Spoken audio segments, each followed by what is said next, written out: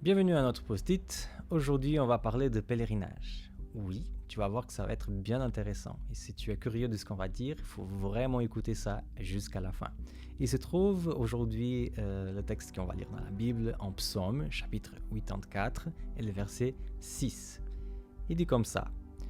Heureux ceux qui trouvent chez toi un refuge et qui ont à cœur ce pèlerinage. Alors, on est d'accord, Dieu est notre refuge, Dieu est notre protecteur, je pense que là, on est tous d'accord. Mais cette idée de pèlerinage n'est pas tellement quelque chose qu'on écoute tous les jours. Oui, c'est certes, il y a les musulmans qui font des pèlerinages, il y a aussi les catholiques, mais chez les protestants et les évangéliques, c'est pas quelque chose qu'on pense souvent. Alors, qu'est-ce que ce texte veut me dire à moi? Est-ce que je dois faire un pèlerinage jusqu'à Jérusalem? Non, ce n'est pas ça l'idée. En fait, littéralement, le texte parle d'un grand chemin. L'idée d'être en pèlerinage, c'est d'accepter d'entrer dans un grand chemin. Ce chemin, il est clair, il est bien tracé, et nous, on accepte de cheminer dans ce chemin. Dans la tradition juive, ce grand chemin, c'était le chemin qui, justement, allait jusqu'à Jérusalem. Mais aujourd'hui, ce chemin nous mène dans un autre endroit, en fait. Il nous mène vers une relation avec Jésus-Christ. Et c'est vrai qu'on peut se contenter de la partie théorique des choses, dire le Seigneur est mon protecteur, mon refuge et tout ça.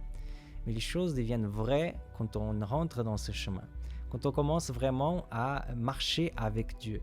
C'est là qu'on voit véritablement que la théorie, il a aussi un côté pratique. Parce que dans ma vie, ce qui m'intéresse, ce n'est pas le concept d'un Dieu protecteur, c'est de me sentir protégé. Ce n'est pas le concept d'un Dieu qui est là pour moi, c'est de le sentir à côté de moi. Et quand on décide de marcher avec Dieu, alors on va vraiment voir que Dieu est là à côté de nous et qu'il est en train de cheminer avec chacun de nous. À l'époque, quand les Israélites faisaient un pèlerinage, le chemin était difficile mais avait la joie d'arriver à Jérusalem. Aujourd'hui, le chemin pourra aussi être difficile. Mais il y a une chose qui est intéressante, c'est que si on fait ce chemin avec Jésus, notre joie commence déjà aujourd'hui. Bien sûr, on aura une plus grande joie quand on sera dans la nouvelle Jérusalem, à la fin du chemin.